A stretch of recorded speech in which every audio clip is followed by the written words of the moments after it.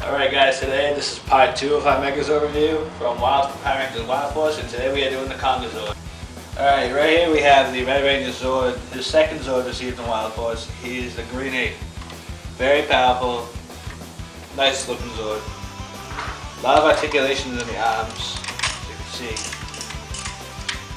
You can move around to 180 or 360.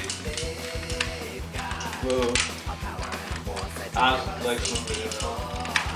Chest go like that. Move his chest. Can his hands move? I don't think they can. His hands have very, very limited motion. Yeah. And because of the metal piece in the back, the legs kind of... It gets way down. It gets like flimsy and floppy. Right here we have the pink and blue Ranger Zords. I'm sorry, pink and yellow Zords. These are the bears. We have a black bear here and a polar bear here. Polar bear uses the power of ice because Polar. Black bear uses the power of fire just to balance off the power of ice. That's what I'm guessing because they all live in places with volcanic regions. Figures, the mouths do move. Press the button on top and the bottom and they'll move. They are designed for shooting a cannon so their jaw can extend really low. Legs, front legs have movement. What are expected? I mean, it's pretty small, so it can't really have too much circulation anywhere anyways. Back legs, they're stiff. They're stiff only because that's what the Megazord uses. They back legs for. They don't really have any purpose at all, just only to stand. Right here, once again, we have the Yellow Ranger's Eagle Zord. Doesn't play much of an important part in the making of the Megazord, but it's just there. They just put it there for decoration, I'm thinking. Head doesn't do anything. Still, just to review its movements. Wings, very mobile. Very mobile. Yeah, and that's pretty. If you want to see the pretty much detailed review on the Eagle, you can go check out the Wild Force original review. The biggest disappointment of the Konga Megazord lies right here, the Black Ranger's Zord. As you remember in our first video, we did the original Zord that could transform. This one can't. But it is mechanical. It's mechanical, it can walk. Can't really do much. Yeah, it really can't do that much. The only good thing is that the clips are extremely good, especially for the Kongazord, because the back of it right here supports the metal piece of the Kongazord, and that pretty much is why we use the Kongazord on that bison. This is its only transformation. Yeah, that's really all it has so far. Ooh, but ooh, look at me. Yeah, but it was. If they wanted to, they could have made it, but I think they just wanted to use the electronics. Yeah, because they really didn't have any other electronics. Now right here we are going to transform the Konga Megazord. First we just take the bull how it is, we just fold its head back where it should be. Wheels in. Then we take the Eagle Zord. After we transform the Ape Zord, first we have to move the legs back. Like almost about to shoot his face. Then we open up his chest, his back chest. And lo and behold, there's a head. Pop the mohawk off the top of the head and close the chest. Now with the metal part, this is very tricky, which I don't think a lot of kids bought this Zord because of it. Right there, you gotta get the Eagle Zord in that metal thing and get it to wrap around. Right, that little hole. It's very it's very tedious. It's time consuming. Yeah. It's kind of unnecessary, but what the hell? Yeah, you just stick its head in there. You stick its head, you fold its feet back. Yeah, and it kind of gets. And it locks into place. Yeah, it locks. That's pretty much the only good thing, that it locks into place. If it wasn't for that, it would have been kind of stupid. Yeah. Locks into place. You put it down on the clips of the Megazord, and you take its wings and fold it around the head of the Megazord. That's a little jam, but there we go. Pull it around the head of the bison.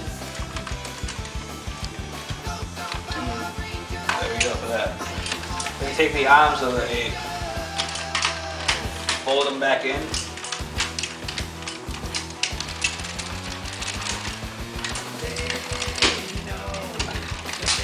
What's kind of neat with the design of this Megazord, there's little metal ends on the little metal piece holding the Eagle Zord, but the hands for the ape they lock into the piece, making it a little more secure than normally. Yeah, the balance for this is like 10 times is definitely like a 4 out of 5, very close to 5 out of 5 because it's straight up and does not leave too much like that. It's straight. It doesn't, because of its support by the bison. It's because it's mechanical. It definitely supports it a lot more, and it's not top heavy like the lion. And now to transform the arms, we take the bears. First we push in the hind legs. Then, this is the tricky part, we have to fold the legs in before we can do it, while we fold this up, allowing it to move with it. Because other than that, it's very, very hard to do just by leaving it the way it is. And then you press the mouth down with one hand. Yeah, I mean, it doesn't. It's the not, bears are heavy. The bears definitely put some weight on it, but that's what kind of balances it out. And also because it doesn't really stop in a way that it's folded directly. One side's up and one side's down, so it'd have a lot more balance if it was like staying down in level.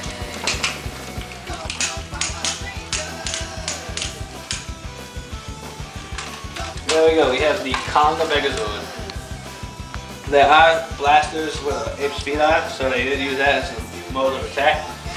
But its primary weapon was this chain that came out of the Great Ape.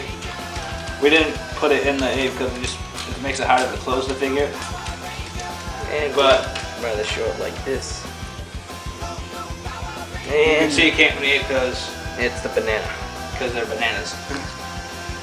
And the other modes of attack were, we originally had blasters for the bears, but we lost those pieces because they are very tiny and they come off very easy.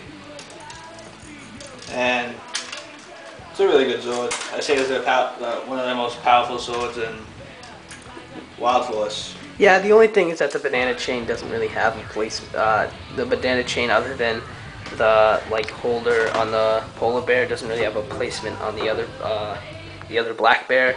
So it kind of just makes it seem weird, but it's still a really good Zord. I don't know what to give it.